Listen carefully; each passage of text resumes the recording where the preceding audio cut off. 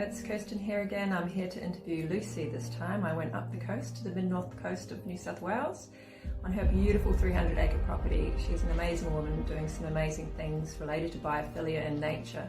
So here we go.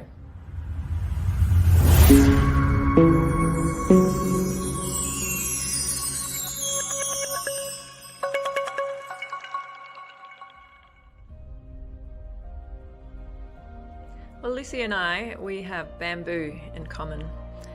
We've both been on the journey of looking at all of its benefits. I set up a business called Bamboo, and for about 4 or 5 years I took people around the world, mostly Asia, looking at the benefits of bamboo. So it's pretty exciting stuff.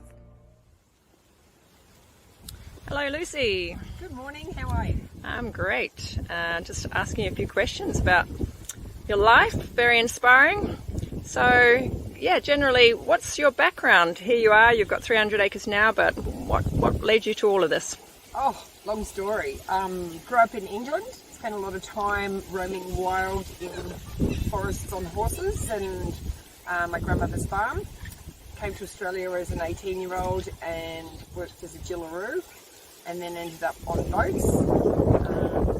Met my partner of many, many years in 89, set up a couple of cafes and a restaurant, and then spent a lot of time sailing.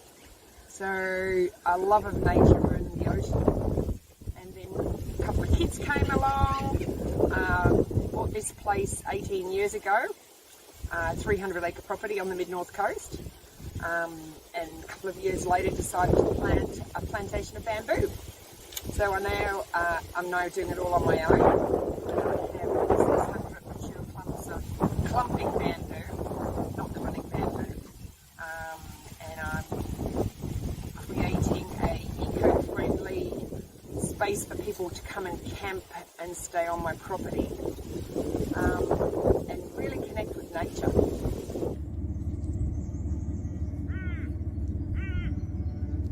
Biophilia is a word not many people know about, but I'm sure it will be one that we'll all think about very soon, especially with all of the science behind it. So it's actually a term that was coined back in the 1930s, and then more recently in the 1984 book Biophilia. It's a term coined by the Harvard naturalist and biologist Dr. Edward O. Wilson to describe what he saw as humanity's innate tendency to focus on life and lifelike processes. So obviously here's the bamboo. How long did it take to grow, and why are you actually choosing to be into bamboo? This one's probably about 12 years old. This is a giant asper.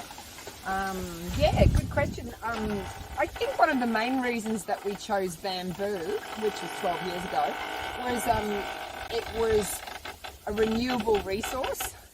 It was also something that you didn't have to use chemicals on. Didn't really have a pest, and we could plant it and then go away still travelling. So we used to spend 6 months on the boat and 6 months on the farm. It was always going to be for our retirement, which I'm doing now. Not semi-retired. And what sort of things do you use the bamboo for? Oh, it's such a multi-purpose product.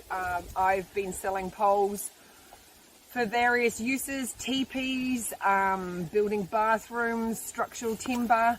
I sold it to some people that were having a religious weekend where they made bamboo structures and stayed in them for the weekend, which goes back to that connection with nature and how important it is for people to walk away from technology and really ground with the earth and get their hands dirty and be practically creative rather than on technology and looking at a screen, especially for kids. I had some kids camping on the farm about a month ago, and they built a bamboo raft, and about 8 children worked together. They didn't know each other, but they all worked together, and it was so beautiful to witness the camaraderie that was created from them building a raft and then taking it out on my dam. As we spend more time in nature or have more natural surroundings, more natural air, we are receiving a lot of benefits. An example is Shinrin-yoku, or forest bathing, a term used in Japanese culture and even recognized by their Department of Health, with having tremendous health benefits, including an increase of natural killer or NK cell activity, vital for deterring cancer. And the benefits are up to 30 days after the forest walk, according to certain research findings.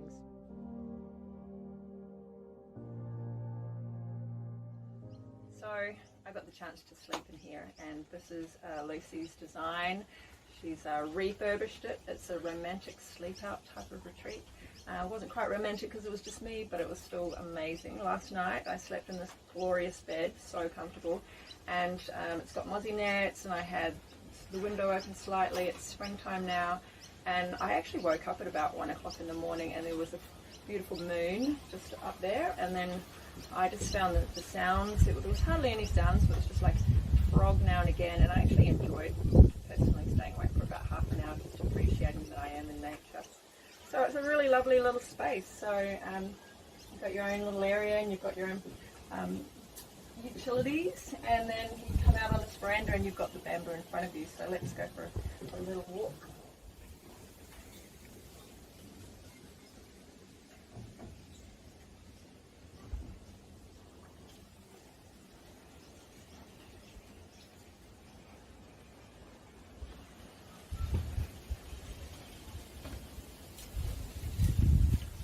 Great thing being near bamboo's a big passion of mine, is, can you hear it? It's just subtle, but there's something really special about it. The Koreans actually came up with science to prove that there are anions in the air around bamboo, so anions promote wellness and well-being, and so just by being near bamboo, you're definitely going to feel better, and it's proven to actually have a physical effect on your health. One of the great things about bamboo is, look at that, you can just get lots of poles, create petition type things, so it just gets wedged into the wood. And this is what has happened in your beautiful handcrafted house, I believe. So yeah, what do you think of that little design? Do you think it's nice and simple for installation, and people to just sort of, instead of have a boring wall, just have one of those? Yeah, my vision is to be able to use these in large office spaces to divide the area up, bring the outside into maybe a sterile area and create that connection with nature. This actually is just, we put this up as raw bamboo, and it literally just slots in and creates this partition, obviously not noise private, but it's certainly visual private, and you could move them around in a large office space too. And with plants, we're creating the outside inside.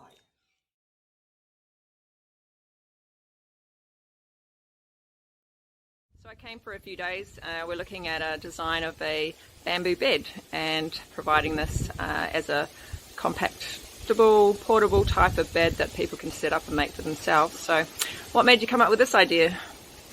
It's probably pinching a few ideas off IKEA as far as transport and flat pack design, because obviously the bamboo is a big product, and it needs to be able to be assembled on site. And then the simplicity of a futon style bed as well, using this giant black asper, which is just beautiful. Yeah. And yeah, we're going to create these beautiful beds and let people enjoy bamboo in their homes. So this black bamboo, you can get it in Bali, you might have seen the beautiful black bamboo. At the moment it doesn't look so black, so we'll show you the finished product, but clean it up a little bit, it just looks so stunning and shiny. And so it's very simple. It will have two really strong pieces that go one way and quite a few that go the other way, and then it can just have a mattress on it, and voila.